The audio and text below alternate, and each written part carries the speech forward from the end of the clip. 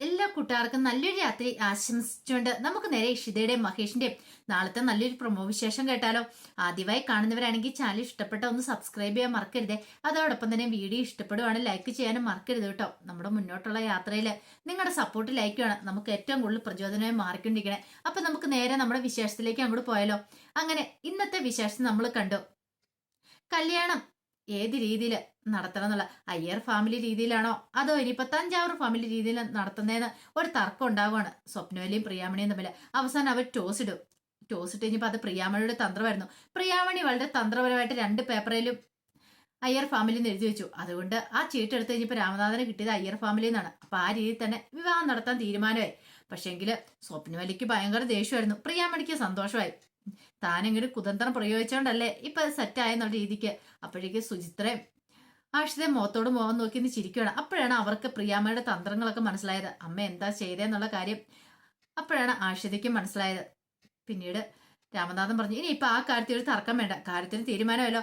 അയ്യർ ഫാമിലിയുടെ രീതിയിൽ അവരുടെ രീതിയിൽ തന്നെ വിവാഹം നടത്തിയാൽ മതി എന്ന് പറയാം. പിന്നീട് ഡ്രസ്സുകളും കാര്യങ്ങളും എടുക്കുന്നതിനെ കുറിച്ച് ചർച്ച ചെയ്യും.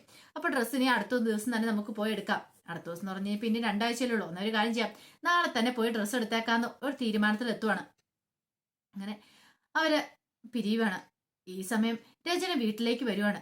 രചന വീട്ടിലേക്ക് വന്ന് രചനയുടെ മുഖം കണ്ടു കഴിഞ്ഞപ്പത്തിന് ആകാശിന് തോന്നി എന്തോ ഒരു പ്രശ്നം ഉണ്ടല്ലോ എന്ന്. ആകാശ് ചോദിച്ചു, എന്ത് പറ്റി? എന്റെ പ്രിയംതമയുടെ മുഖം ഇന്ന് കടന്നൽ കുത്തിയവല് ഇരിക്കണമെന്ന് നിൽക്കും. അല്ല, അത് പിന്നെ ഞാൻ കാണാൻ പാടില്ലാത്തൊരു കാഴ്ച കണ്ട ആകാശം എന്ന് പറയാണ്. കാണാൻ പാടില്ലാത്ത കാഴ്ച? അതെന്ത് കാഴ്ച? അത് പിന്നെ ആ മഹേഷും ഇഷിതയുണ്ടല്ലോ, അവർ തമ്മിൽ സംസാരിച്ചുകൊണ്ടിരിക്കുന്നുണ്ടെന്ന് പറയണം. ആ കമ്മ്യൂണിറ്റി ഹെൽത്ത് സെന്ററിന്റെ അവിടെ കമ്മ്യൂണിറ്റി ഹെൽത്ത് സെന്ററിന്റെ അവിടെ അല്ല, രജിസ്റ്റർ ഓഫീസിന്റെ അവിടെ സംസാരിച്ചുകൊണ്ടിരിക്കുന്നുണ്ടെന്ന് പറയണം. അതിനിപ്പോ എന്താ? അല്ല, അവരെന്തിനായിരിക്കും രജിസ്റ്റർ ഓഫീസിന് അങ്ങോട്ട് പോയത്? ഇനി ഒരു പക്ഷേ വിവാഹം രജിസ്റ്റർ ചെയ്തെങ്ങാനും പോയതായിരിക്കും എന്ന് ചോദിക്കുകയാണ്. ഇത് കേട്ടതും ആകാശ് ചിരിച്ചു. വിവാഹം രജിസ്റ്റർ ചെയ്യാനായിട്ടാ? അതിന്റെ ആവശ്യം എന്താ? അവർക്ക് പരസ്പരം കല്യാണം കഴിച്ചുകൂടെന്ന് ചോദിക്കാം. ദേ ആകാശ്, വെറുതെ തമാശ പറയലെന്ന് പറയാം. ഞാൻ തമാശ അല്ലടോ, സീരിയസ് ആയിട്ട് പറഞ്ഞ കാര്യമെന്ന് പറയാണ്. ഇനിയിപ്പോ അവര് തമ്മിലാണ് വിവാഹം നടക്കാൻ പോകുന്ന അറിയത്തില്ലോ എന്ന് പറയാം. ഇത് കേട്ടൻ രജനൻ, ആ മഹേഷ് ആരെ വെള്ളം കല്യാണം കഴിച്ചോട്ടെ, എനിക്ക് കുഴപ്പമൊന്നുമില്ല. പക്ഷെ ഒരു കാരണവശാലും ആ ഇഷിത ഡോക്ടറെ കല്യാണം കഴിക്കില്ലെന്ന് പറയാം. എന്താ അങ്ങനെ കല്യാണം കഴിച്ചിട്ട് നമ്മുടെ ചിപ്പിമോളെ നമുക്ക് നഷ്ടപ്പെടുമെന്ന് പറയണം. ചിപ്പിമോളെ സ്വന്തമാക്കണമെങ്കിൽ ഇഷിത ഡോക്ടർ വേറെ വിവാഹം കഴിക്കണം എന്ന് പറയാം. അവർ രണ്ടുപേരും ഒന്നിച്ചിട്ടുണ്ടെങ്കിൽ അതൊരിക്കലും ശരിയാവത്തില്ലെന്ന് പറയാണ്. ഇത് കേട്ട ആകാശ് പറഞ്ഞു, അത് ശരിയാണല്ലോ. കാരണം അങ്ങനെ കല്യാണം നടന്നിട്ടുണ്ടെങ്കിൽ ചിപ്പിമോൾക്ക് എതിരായിട്ട് ഒരിക്കലും, അതായത് നിനക്ക് എതിരായിട്ട് അവൾ മൊഴി കൊടുക്കുള്ളൂ. കാരണം മഹേഷിനെതിരായിട്ട് ഒരിക്കലും മൊഴി കൊടുക്കാനൊന്നും പോകുന്നില്ല. അങ്ങനെ വന്നിട്ടുണ്ടെങ്കിൽ കോടതി അവരുടെ കൂടെ കുഞ്ഞിനെ വിടത്തുള്ളൂ എന്ന് പറയണം. ഇതൊക്കെ കേട്ട് കഴിഞ്ഞപ്പോൾ ആകെപ്പാടെ സമനില തെറ്റിയ പോലെ ആയിപ്പോയി രചനയ്ക്ക്. എന്ത് ചെയ്യണമെന്ന് അറിയത്തില്ല. എങ്ങനെയെങ്കിലും ഇഷിതയുടെ മനസ്സിലിരിപ്പ് എന്താണെന്ന് അറിയണം. ഇനിയിപ്പോൾ ഇഷിതയുടെ കല്യാണം ആരുമായിട്ടാണോ ഉറപ്പിച്ചിരിക്കുന്നത്? അന്ന് താൻ ഇഷിതേനെ കണ്ടതാണ് ആ ബ്യൂട്ടി പാർലറിൽ നിന്ന് ഇറങ്ങി വരുന്നത്. ഇനിയിപ്പം മഹേഷുമായിട്ടാണോ? ആ ഒരു സംശയം മനസ്സിലുണ്ടായിരുന്നു. ഇനിയിപ്പം അതുകൊണ്ടാണോ അന്ന് അവിടെ വെച്ച് പെണ്ണുങ്ങാട് ചടങ്ങ് നടന്നതാണോ? ആകെപ്പാടെ സമനില തോന്നി. പിന്നീട് രജനി അങ്ങോട്ട് എഴുന്നേറ്റ് പോയി കഴിഞ്ഞപ്പോഴത്തേനും ആകാശം ചിന്തിച്ചു, ഇവൾക്ക് എന്താ എത്രമാത്രം ഇതില്? പഴയ ആളാണല്ലോ, പഴയ ഭർത്താവാണല്ലോ. അപ്പൊ അതിൻ്റെതായ സെന്റിമെന്റ്സും കാര്യങ്ങളൊക്കെ ഉണ്ടാവും. ഇവളുടെ വിചാരം താൻ ഇവളെ ഭ്രാന്തമായിട്ട് സ്നേഹിക്കുന്നുണ്ടെന്നാ. ഇവൾക്ക് അറിയത്തില്ലോ ഇതൊക്കെ വെറും കപട സ്നേഹമാന്നുള്ള കാര്യം. അതൊക്കെ അറിയുമ്പോഴാണ് ഇവള് തകർന്നു പോണേ എന്നൊക്കെ പറഞ്ഞിട്ട് ആകാശ് അവിടെ ആസ്വദിച്ചിരിക്കുവാണ്. ഈ സമയം ചിപ്പിമോള് ഇഷിതേനെ വിളിക്കുന്നുണ്ട്. ഇഷിതനെ വിളിച്ചു കഴിഞ്ഞപ്പത്തിന് ഇഷിത ചോദിച്ചു, എന്താ മോള്, എന്താ വിളിച്ചെന്ന് ചോദിക്കാം. ചുമ്മാ വിളിച്ച, ഷിയാമ്മേനെ കുറിച്ച് ഒന്നും അറിയത്തില്ല. ഷിയാമ്മ എന്നെ കാണാൻ പോലും വന്നില്ലല്ലോ, അതുകൊണ്ട് ഞാൻ ഷിയാമ്മേനെ വിളിച്ചെന്ന് പറയണം. ഇത് കേട്ടതും ഇഷിത പറഞ്ഞു, അതെ ഇനി കുഴപ്പമൊന്നുമില്ല, ഷിയാമ്മ മോളെ കാണാൻ വരാട്ടോ എന്ന് പറയണം. എപ്പോ വരും? അതൊക്കെ ഞാൻ വന്നോളാം, മോൾക്കൊരു സർപ്രൈസ് ഗിഫ്റ്റ് ഉണ്ടായിരിക്കും എന്ന് പറയണം. സർപ്രൈസ് ഗിഫ്റ്റോ? അതെന്താ? അതൊക്കെ ഉണ്ടെന്ന് പറയണം. അങ്ങനെ അന്ന് രാത്രി കിടക്കുന്ന സമയത്ത് ഇഷിതയ്ക്ക് ഉറക്കം വന്നില്ല. ഇഷിതയുടെ മനസ്സിലേക്ക് ചിപ്പിമോളെ കുറിച്ചുള്ള ചിന്തകളാ. കാരണം ഈ കല്യാണം കഴിഞ്ഞാൽ തന്റെ സ്വന്തം ആകുമ്പോ ചിപ്പിമോള്, ഉറപ്പായിട്ടും തനിക്ക് ചിപ്പിമോളെ കിട്ടും. അപ്പൊ പിന്നെ ഒന്നും പേടിക്കണ്ട, താൻ നമ്മളുടെ അമ്മയാകാനായിട്ട് പോവാ. ആ ഒരു സന്തോഷം അവളുടെ മനസ്സിലുണ്ടായിരുന്നു.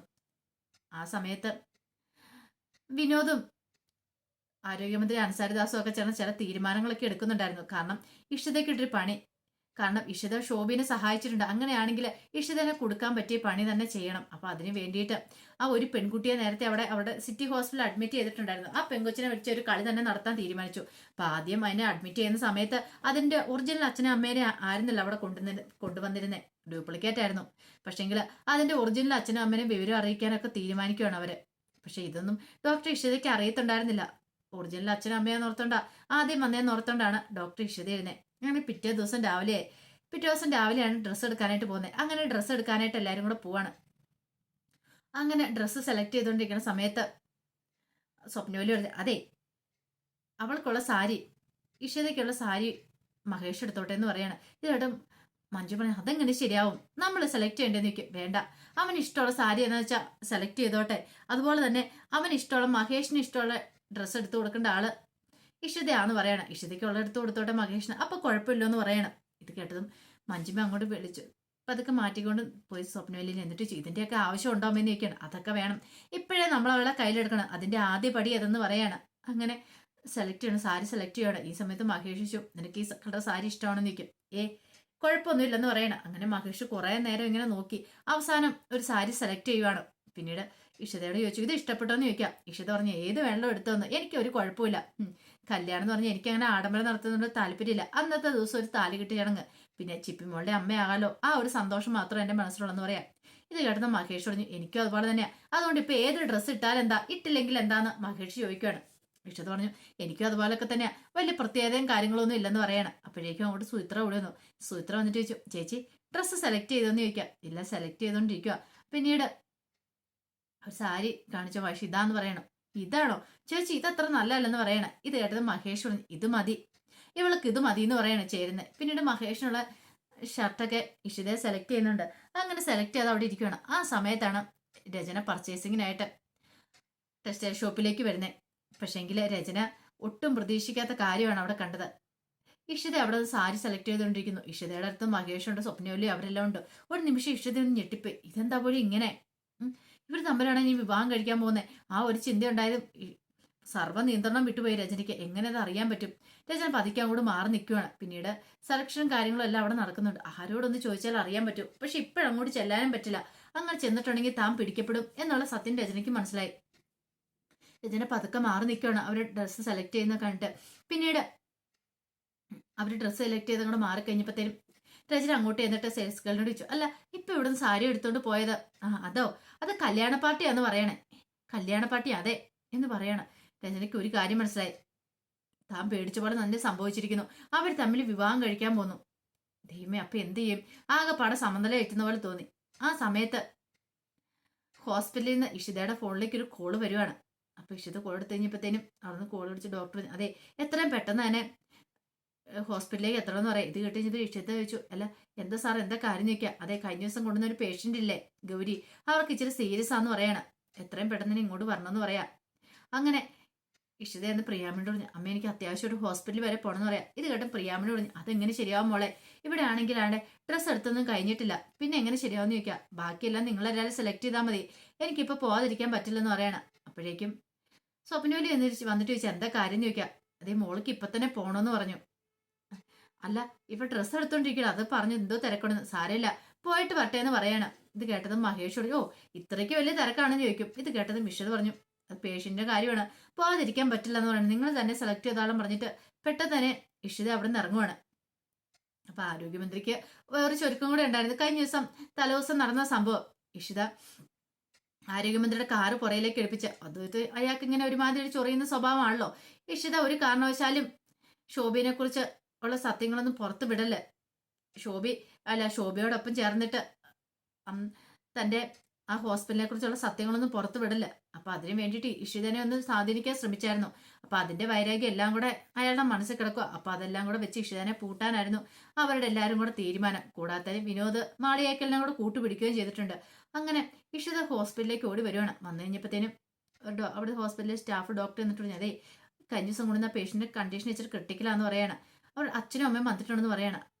പിന്നീട് ഇഷിത അങ്ങോട്ട് ചെന്ന് കഴിഞ്ഞപ്പോഴത്തേനും ആ പെൺകുട്ടിയുടെ അടുത്ത് രണ്ടുപേരും നിൽക്കുന്നു. നിങ്ങൾ ആരാന്ന് ചോദിക്കുക. ഞങ്ങളെ പെൺകുട്ടിയുടെ അച്ഛനും അമ്മയെന്ന് പറയണേ. നിങ്ങളോ, അതെങ്ങനെ ശരിയാവും? ഞങ്ങളെ സാറേ, എന്റെ മോളെ എങ്ങനെയാലും രക്ഷിക്കണമെന്ന് പറയണം. ഇതേ കഴിഞ്ഞ ദിവസം വന്ന് വേറെ ആൾക്കാരാണല്ലോ വന്നേ, അവര് ഇവളുടെ സർജറിക്കൊക്കെ സമ്മതം അറിയിച്ചാണല്ലോ എന്ന് പറയും. ഇത് കേട്ട് കഴിഞ്ഞപ്പോഴത്തേനും പറഞ്ഞു, വേറെ ആൾക്കാരോ, ഞങ്ങൾക്കിത് ഒറ്റ മോളാ, ഇതേ ഇവളുടെ അച്ഛനും അമ്മയും ഞങ്ങളെന്ന് പറയണം. ഇത് കേട്ടത് ഇഷിതയ്ക്ക് ആകെപ്പാടെ കൺഫ്യൂഷനായി. എന്ത് ചെയ്യണമെന്ന് അറിയത്തില്ല. എവിടെയോ എന്തോ ഒരു ചതി നടന്നിട്ടുള്ളെന്നുള്ള കാര്യം ഇഷിതയ്ക്ക് മനസ്സിലായി. വല്ലാത്തൊരവസ്ഥയെ പെട്ടുപോയി ഇഷിത. പിന്നീട് ഇഷിത പറഞ്ഞു, ശരി ശരി എന്ന് പറഞ്ഞ് ഇഷിത അങ്ങോട്ട് പോവാണ്. പോയിട്ട് ഇഷിത ആലോചിച്ചു, അപ്പൊ കഴിഞ്ഞ ദിവസം വന്ന ആരായിരിക്കും? അപ്പൊ സർജറി ചെയ്യാനായിട്ട് അവർ സമ്മതിക്കുകയൊക്കെ ചെയ്തതാ. സൈൻ ചെയ്ത് തരുകയും ചെയ്താ. അങ്ങനെയാണെങ്കിൽ ഇത് പണിയാണല്ലോ വരാൻ പോകുന്നതെന്ന് ഇഷിതയ്ക്ക് മനസ്സിലായി. അപ്പൊ അതിന്റെ വിശേഷങ്ങളൊക്കെ നാളെ കാണാൻ പോകുന്നത്. ഇനി നമ്മൾ കാണാൻ പോകുന്ന ഇഷിതേനെ പോലീസ് അറസ്റ്റ് ചെയ്തുകൊണ്ടൊക്കെ പോകുന്നുണ്ട്. പക്ഷെ ആ സമയത്ത് മഹേഷ് അങ്ങോട്ട് വന്നിട്ട് ഇഷിതേനെ രക്ഷിച്ചുകൊണ്ടൊക്കെ പോകുന്നുണ്ട്. അപ്പൊ അതിന്റെ വിശേഷങ്ങളൊക്കെ നമുക്ക് എല്ലാവർക്കും കാത്തിരിക്കാം കേട്ടോ. ഒരിക്കൽ കൂടി എല്ലാവർക്കും നല്ലൊരു രാത്രി ആശംസിച്ചു നിർത്തുന്നു. നന്ദി.